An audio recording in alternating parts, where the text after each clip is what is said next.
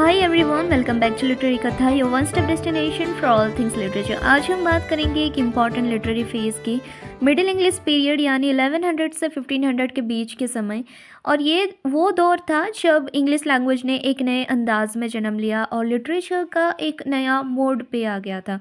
तो चलिए शुरू करते हैं और देखते हैं इनके मेन राइटर्स कौन थे, इनके लेजेंडरी वर्क्स क्या थे और उनके राइटर्स के साथ जिन्होंने इस युग को सेव किया था। फर्स्ट आता है Geoffrey Chaucer, the father of English poetry. सबसे पहले आते हैं जॉफ्री चौसर और इन्हें हम फादर ऑफ इंग्लिश पोइट्री कहते हैं। क्यों? क्योंकि उन्होंने पहली बार मिडिल इंग्लिश में सीरियस लिटरेचर लिखना शुरू किया। जब सब लैटिन या फ्रेंच में लिखते थे, उनका सबसे फेमस काम है द कैंटरबरी टेल्स। और इसमें ना जब सब लैटिन या फ्रेंच में लिख रहे थे, उन्होंने मिडिल इंग्लिश पीरियड में उनके लैंग्वेज को ये लैटिन फ्रेंच और मिडिल इंग्लिश को मिक्स करके उनका द कैंटरबरी टेल्स लिखा। ये एक स्टोरी कलेक्शन है जिसमें 24 कहानियाँ जो कुछ लोग के पिलग्रिम एज पे जाते वक्त एक दूसरे को सुनाते हैं। हर कैरेक्टर अलग बैकग्राउंड से है, जैसे एक नाइट्स है, पार्टनर है, वाइफ ऑफ बाथ है। थीम्स क्या थे? सोसाइटी की बुराइयों का सटायरिकल अंदाज, जैसे रिलीजन, कॉर्टली लव और मोरालिटी। और कुछ अदर वर्क्स है उनका, ट्रॉयलस एंड क्रिसेड। ये एक ट्रेजिक लव स्टोरी है ट्रोजन वार के कॉन्टेक्स्ट में।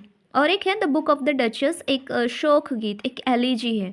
और एक है द हाउस ऑफ फेम, एक ड्रीम विजन पोएम फेम और फॉर्चून के ऊपर। चौसर ने इंग्लिश को एक लिटरेरी जुबान बना दिया और इसी वजह से उनका नाम अमर हो गया। फिर आते हैं William Langland, social critic and visionary poet थे। अलग नाम है अगला। ये जो विलियम लैंगलैंड एक विजनरी पोइट जिन्होंने सोसाइटी की बुराइयों और जज के करप्शन पे लिखा था। उनका मेजर काम है पियर्स प्लोमन। ये एक एलिगोरिकल पोएम है, मतलब हर कैरेक्टर कुछ सिंबल करता है। ये पोएम मल्टीपल ड्रीम विजन्स के फॉर्म में लिखी गई है। थीम्स क्या थे? मोरालिटी, हिपोक्रेसी और एक सच्चे क्रिश्चियन जीवन की तलाश। लैंगलैंड काम करने वाले लोगों की तरह के तरफ से लिखते हैं, एक आम आदमी की पर्सपेक्टिव में लिखते हैं। और जॉन गोवर भी चौसर के दोस्त थे। इन्होंने मेनली मोरालिटी और फिलोसफी पे फोकस किया। जॉन गोवर, उनको ना पोएट ऑफ मोरालिटी बोला जाता है। उनकी मेजर वर्क है कॉन्फेशियो अमांटिस। ये एक लॉन्ग पोएम है जो कॉर्टली लव और इथिकल डिलेमास को एक्सप्लोर करती है। हर कहानी एक मॉरल सीख देती है, एक लेसन देती है, मॉरल लेसन देती है। और क्या लिखा इन्होंने? वोक्स कलमाटिस, लैटिन में सोशल क्रिसिस पे लिखा गया। मिरो डी लोमे, जो कि फ्रेंच में है, और रिलीजियस और फिलोसॉफिकल इशूज़ पे इन्होंने लिखा था। गोवर 3 लैंग्वेजेस में लिखते थे, इंग्लिश, लैटिन और फ्रेंच, जो उनकी वर्सालिटी दिखाता है। फिर आते हैं द पर्ल पोइट। ये एक अनोनिमस लेजेंड है इनका। ये द पर्ल पोइट किसे है, कौन है, नहीं पता। अब बात करते हैं कि ये मिस्टरीज फिगर की, जिसने हम कहते हैं पर्ल पोइट। इनका असली नाम है नहीं पता, लेकिन काम बहुत ही ज़बरदस्त है। उनके वर्क से sir Gwen and the queen night, एक काइवलरिक रोमांस जो नाइटली वर्च्यूज दिखाता है। पर्ल एक मिस्टिकल पोएम जो ग्रीफ और सल्वेशन के बारे में है। पैशंस एंड क्लीननेस, ये दोनों रिलीजियस टीचिंग्स पे बेस्ड पोएम्स हैं। इनकी राइटिंग्स में पोइटिक ब्यूटी के साथ डीप स्पिरिचुअल मीनिंग्स भी होता है। जूलियन ऑफ नॉर्विच, पहली female English writer. Julian of Norwich को माना जाता है पहली नॉन वुमेन जिन्होंने इंग्लिश में लिखा, और उनका काम था रेवलेशंस ऑफ डिवाइन लव। ये एक स्पिरिचुअल टेक्स्ट है जो उनके विजन्स और डिवाइन लव के ऊपर बेस्ड है। और उन्होंने एक लाइन लिखी थी जो बहुत फेमस थी और हुई भी, ऑल शैल बी वेल। उनका काम क्रिश्चियन मिस्टिसिज्म का एक इम्पॉर्टेंट पार्ट है। और एक राइटर है जिनको हम फर्स्ट इंग्लिश ऑटोबायोग्राफर कहते हैं, मार्गरी कैम्पे। जूलियन के बाद आती है मार्गरी कैम्पे, जिन्होंने अपनी ज़िंदगी पे लिखा और इसीलिए उन्होंने पहला ऑटोबायोग्राफर माना जाता है। और उनके काम था the book of Margery कैम्पे।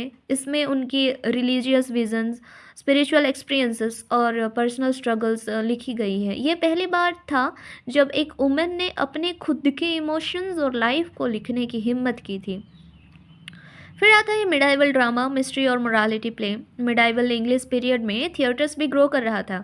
Mystery place Bible stories पे बेस्ड होते थे, जैसे एडम एंड ईव, नोआ का आर्क, इन्हें और क्रूसिफिकेशन की भी एक स्टोरी आती थी। इन्हें टाउन साइकिल्स के फॉर्म में प्रेजेंट किए जाते थे, जैसे यॉर्क साइकिल में। मोरालिटी प्लेस थे अब्स्ट्रैक्ट कैरेक्टर्स जैसे गुड डीड्स, डेथ और एवरी यूज़ होते थे। और तो ये ना बस यूज़ होते थे टू टीच मॉरल लेसन्स। तो ये प्लेस रिलीजियस वैल्यूज़ और क्रिश्चियन टीचिंग्स को ड्रामेटिक वे में दिखाते थे। एक बार क्विक रिकैप कर लेते हैं। जॉफ्री चौसर का कैंटरबरी टेल्स, विलियम लैंगलैंड का पियर्स प्लॉमन जो कि एक एलिगोरी है, और हम जॉफ्री चौसर को द फादर ऑफ पोइट्री भी कहते हैं। विलियम लैंगलैंड जो कि एक सोशल क्रिटिक है, उनका राइटिंग है ये एलिगोरिकल पोएम जो कि पियर्स प्लॉमन है। और जॉन गोवर आते हैं जो कि मोरालिटी और फिलोसफी के पोइट थे। उन्होंने लिखा था कॉन्फेसियो अमांटिस। पर्ल पोइट जिसका कुछ भी अता पता नहीं है, उनका नाम नहीं पता, बट उनका वर्क फैंटास्टिक है। काइवलरी और स्पिरिचुअलिटी के एनोनिमस पोइट थे जिन्होंने लिखा था सर गोएन एंड द ग्रीन कनाइट, उनका मेन वर्क है। और उसके बाद जूलियन ऑफ नॉर्विच पहली women mistake writer, revelation of divine love लिखे थे। मार्गरी कैम्पे फर्स्ट इंग्लिश ऑटोबायोग्राफी जिन्होंने द बुक ऑफ मार्गरी कैम्पे लिखे थे। मिडाइवल ड्रामा में मिस्ट्री एंड मोरालिटीज प्लेस से फील्ड थिएटर थे। तो अगर आपको ये वीडियो पसंद आया हो तो लाइक करें, कमेंट करें और लिटरेरी कथा को सब्सक्राइब करना ना भूलें। अगले एपिसोड में हम रेनेसा पीरियड एक्सप्लोर करेंगे।